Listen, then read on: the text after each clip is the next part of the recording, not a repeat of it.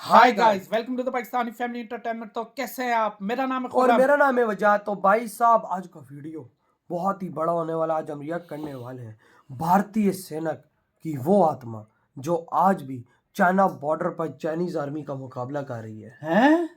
आत्मा?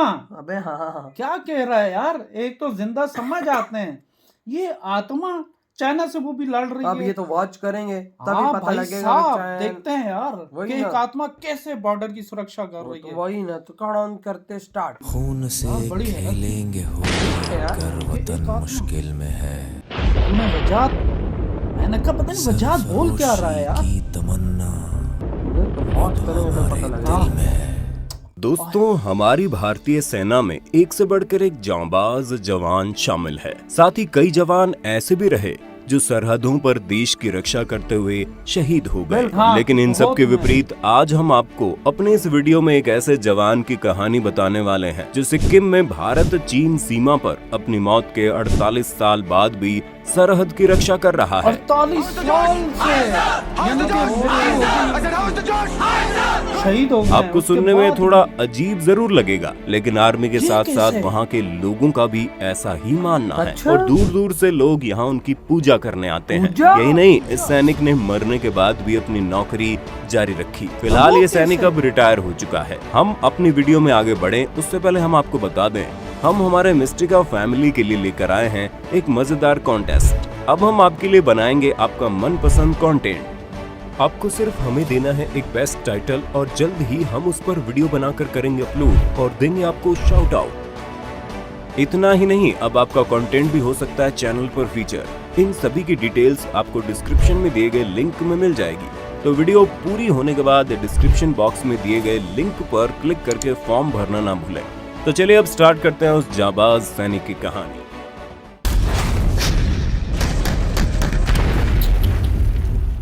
भारत चीन की सीमा की कठोर ऊंचाइयों पर भारतीय सेना हमेशा बेफिक्री के साथ तैनात हाँ, रहती वो है। तो होती चीन की है। चतुराई के बावजूद सैनिक सरहद की सुरक्षा को लेकर हमेशा आश्वस्त रहते हैं। लाख मुश्किलें आए लेकिन यहाँ कोई भारतीय सेना का बाल भी बांका नहीं कर सकता, क्योंकि यहाँ सैकड़ों सैनिकों के साथ एक ऐसा सैनिक भी तैनात है जो दिखता नहीं पर यहाँ मौजूद है। जी हाँ, हम बात कर रहे हैं बाबा हरभजन सिंह की। बाबा हरभजन सिंह का जन्म सिंह। 30 अगस्त 1946 को गुजरांवाला, जो कि अब पाकिस्तान में है, वहाँ हुआ था। अच्छा, सेना के रिकॉर्ड के 1946 मुताबिक में जन्म हरभजन लिया सिंह था। 1966 में पाकिस्तान। पंजाब रेजिमेंट में एक आम सिपाही के तौर पर शामिल अच्छा, हुए थे। कुछ 1966 समय बाद उनकी तैनाती नाथुला में हुई और वहीं एक हादसे में उनकी मृत्यु हो गई। अच्छा। ऐसा कहा जाता है कि ये हादसा तब हुआ जब वो घोड़ों के काफिले को तुकुला से डोंगचुई ला ले जा रहे थे। अच्छा। तभी वो वहाँ फिसल कर एक नाले में गिर गए। पानी की तेज धारा में उनका शरीर बहकर घटना स्थल से 2 किलोमीटर दूर जा पहुंचा। उनके शरीर को ढूंढने की काफी कोशिश की गई। उस दिन काफी बर्फबारी भी हुई, लेकिन फिर भी शरीर का कुछ पता नहीं चला। सेना को लगा कि हरभजन अपनी ड्यूटी से बचने के लिए भाग गए हैं, लेकिन कुछ समय बाद एक रात वो अपने साथी के सपने में आए अच्छा। और उन्होंने अपने उस साथी को बताया उनका शरीर कहाँ पड़ा है। हैं? सुबह होते ही जब सैनिकों ने तलाश की तो हरभजन सिंह का शव और राइफल जी वहीं कैसे से थे बरामद यार हुए, बाबा जहां उन्होंने हरभजन सपने सिंह? में बताया था। सेना से हरभजन सिंह को भगोड़ा मारने की गलती हो गई थी, इसलिए उन्होंने अपनी इस मतलब भूल ये को बोलते कि सुधारा भगोड़ा और है। उनका हाँ, अंतिम तो लोगों संस्कार ने भी पूरे यही सम्मान समझा। के साथ किया। कुछ समय बीता और कुछ समय बाद ही हरभजन अपनी टुकड़ी के एक सैनिक के सपने में फिर से आ गए और अच्छा। उन्होंने उससे कहा कि उनका शरीर गया है, अच्छा। लेकिन उनकी आत्मा अब भी ऑन ड्यूटी ही रहेगी। हैं? शुरू में तो सपने की बात को वहम मानकर किसी ने ध्यान नहीं मुझे दिया, चीज़ लेकिन समझ फिर आ बाद रही, में वीडियो के साथी बाद सैनिकों के बोलूंगा साथ यार, कुछ ये ऐसा देखना। होने लगा जो अजीब था। जैसे अगर किसी से कोई गलती होने वाली होती या उनके साथ कोई अनहोनी घटना होने वाली होती तो हरभजन पहले से ही सपने में आकर सावधान कर देते। साथ ही वहाँ ड्यूटी कर रहे सैनिकों का मानना तो ये भी था कि सिक्किम की भयंकर ठंड में भी किसी सैनिक को झपकी नहीं लग सकती थी ओए हो। और अगर गलती से लग भी जाती तो उसे बाबा का थप्पड़ पड़ जाता था। हाँ, यानी कि एक्टिव वहाँ पे रहने के लिए। हाँ, माफ कर दो बाबा जी, माफ कर दो। यानी कि वहाँ पे एक्टिव रहो। नहीं होगी। अगर नींद सैनिकों लगेगी को तो हमेशा थप्पड़ ये पड़ेगा। एहसास होता था कि हरभजन सिंह हमेशा उनके साथ है। ऐसा नहीं है कि सिर्फ भारतीय सैनिकों को ही हरभजन सिंह के होने का एहसास हुआ हो, बल्कि कई चीनी सैनिक भी इस बात को मानते थे। हैं? चीन के कई सैनिकों ने यानी कि भारतीय ये बात अधिकारियों से कहा था 100% रियल है। कि आपका एक सैनिक यहाँ घोड़े पर घूमता है, उसे वापस बुला लो। यानी कि वो जब ये कभी बात कभी बड़े नजर अधिकारियों आता तक पहुंची तो उन्होंने इस बात की तहकीकात की। इसके बाद ये मान लिया गया कि बर्फीले तूफानों के बीच जब सैनिक सीमा की रक्षा कर रहे हैं तब एक ऐसा सिपाही भी उनके बीच मौजूद होता था जो दिखाई नहीं देता था, क्योंकि वो आत्मा है। हरभजन सिंह सैनिकों के लिए बाबा हरभजन सिंह हो गए। इसके बाद वहीं खाली पड़े एक बंकर में उनका मंदिर बना दिया गया। अच्छा, उसमें उनकी बंकर में? वर्दी, जूते, बाबा का बिस्तर और बाकी का सभी जरूरी सामान रख दिया गया। सेना ने उन्हें ड्यूटी पर मुस्तैद सिपाही का दर्जा दिया। जो नियम सब सैनिकों पर लागू होते थे वो उन पर भी होने लगे। यहाँ तक कि तनख्वाह, छुट्टी से लेकर प्रमोशन तक बाबा के मंदिर का जिम्मा आर्मी ने अपने हाथों में ले लिया। यानी कि उन्हें सब सुबह कुछ के वो नाश्ते करते से थे। लेकर खाने तक सब कुछ परोसा जाने लगा। जैसे ही ड्यूटी रात का तो दे समय रहे थे होता ना। मंदिर के दरवाजे बंद कर दिए जाते, क्योंकि ये बाबा की ड्यूटी का समय होता था। और कई दफा ऐसा हुआ जब सुबह सैनिक बंकर में आते तो देखते थे कि चादर तनी हुई नहीं है बल्कि उसमें सिलबट्टे हैं। वहाँ रखे जूतों में मिट्टी लगी होती थी। भारतीय सेना बाबा हरभजन को भारत चीन के बीच होने वाले हर फ्लैग मीटिंग में शामिल किया करती थी।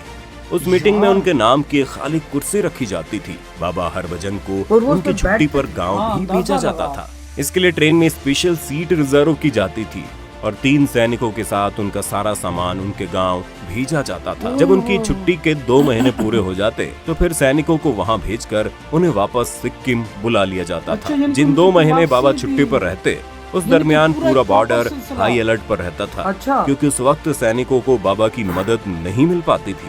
ऐसे में सीमा पर तैनात जवान हाई अलर्ट पर रहते थे। 2006 में बाबा को रिटायर कर दिया गया और उसके बाद कहा गया बाबा यहीं बंकर में रहते हैं और देश की सुरक्षा करते हैं। भारतीय सैनिकों में बाबा हरभजन से काफी आस्था जुड़ी है। भारतीय सेना के जवान अपनी ड्यूटी पर जाने के दौरान बाबा के मंदिर में मत्था टेकने जाते हैं। ऐसा ताकि माना वो जाता है कामयाब कि हो, बाबा उनको हरभजन हौसला सिंह मिले। जेलेब दर्रे से लेकर आगे बाबा नाथुला जी का दर्रे आशीर्वाद तक है। भारतीय सीमा की रक्षा करते हैं। नाथुला में बाबा हरभजन की याद में 2 स्मृति स्थल बने हैं। इनमें से एक ओल्ड बाबा मंदिर जो ओल्ड सिल्क रोड पर बना है, जबकि दूसरा न्यू बाबा मंदिर कहलाता है। ये नाथुला में ही है लेकिन अच्छा। डोकलाम से नजदीक है। ये न्यू बाबा मंदिर डोकलाम से सिर्फ 4 किलोमीटर की दूरी पर क्या है। देख दोस्तों, लिया यार। क्या आप भी इनके बारे में पहले से जानते थे? क्या आपने भी ये मंदिर देखा है? अगर हाँ तो अपने अनुभव हमारे साथ कमेंट बॉक्स में जरूर साझा। इधर हुई ये वीडियो खत्म जिंदगी में यार। कभी ऐसा नहीं देखा आज तक किसी मुल्क का, किसी का कि एक आदमी को एक देश से इतना प्यार हो कि वो आत्मा बन के अपने देश की सुरक्षा कर और रहा देख चाइनीज आर्मी के खिलाफ लड़ रहे हो, हैं। लड़ रहा हो भाई भाई साहब। साहब चाइनीज आर्मी को खुद नजर आया कि घोड़े पे भाई साहब एक सैनिक भाई साहब वाह, बॉर्डर उसको पे अपनी घूम रहा है। तरह बुला लो भाई। और रात को जो सोता है या जिसको हल्की सी थपकी लगती है उसको थप्पड़ भी मारता है टेंस- कि चुकन्ना रहो, क्योंकि दुश्मन तुम्हारे कभी भी सामने है। दुश्मन तुम्हारे सामने और कभी भी अटैक कर सकता है, क्योंकि वो कहते हैं ना कि आग लगी और दुर्घटना घटी। देख भाई साहब ये सैनिकों ने बताया होगा ना कि हमें थप्पड़ पड़े हैं उधर। यार रियल है ना, चाइना ने खुद बोला है। और भाई साहब इनकी दुर्घटना कैसे हुई है, बेचारे वो लेकर जा रहे थे तो इनका जो है ना वो पांव स्लिप और खाई में गिर गए। मुझे लगता है वजह ये क्यों के कहते हैं ना कि वो ये शायद जिसकी ऑन ड्यूटी ऐसा हुआ हो, दिल की ख्वाहिश जो होती है नहीं, वो। ऑन ड्यूटी नहीं, ये अगर किसी दुश्मन के हाथों या शहीद होते तो एक तब ये, क्योंकि बगैर उसके शहीद हुए हैं कि ना, इनका यार मकसद दुर्घटना होगा हुई थी। वही ना चाइना के खिलाफ हमने पढ़ा है ना हाँ। कि सनातन धर्म में मतलब कि भाई अगर आपके दिल में कोई इच्छा हो उसके पूरे बगैर कि आपकी डेथ तो हो वो जाए तो आपकी आत्मा- आत्मा भटकती है। क्योंकि उनके दिल में एक तमन्ना थी ना कि मैंने अपने देश की हिफाजत करनी है, लेकिन वो बेचारे तो दुर्घटना से मर गए। तो तब भी उनकी आत्मा वहां पे बॉर्डर पे खड़ी रही और चाइना से लड़ती रही है भाई साहब। सही कहा, 100% ये मुझे तेरी ये बात 100% लग रहा है। तो फिर देख उनके साथ कितना इज्जत से, जब वो बंदे को 2 दफा आया तो कितनी इज्जत दी। कसम से। वरना वो लोग बोलते कि यार वो भाग गया, वो भाग गया। होता है ना कि नजर ना आए, लेकिन कितना इज्जत मान दिया। यानी कि बाबा हरभजन जी पूजनीय बन गए हैं। कसम से। और और उनके अभी भी वो मंदिर सुरक्षा कर रहे हैं उधर, अभी भी सुरक्षा कर रहे हैं। और रिटायर होने के बाद भी।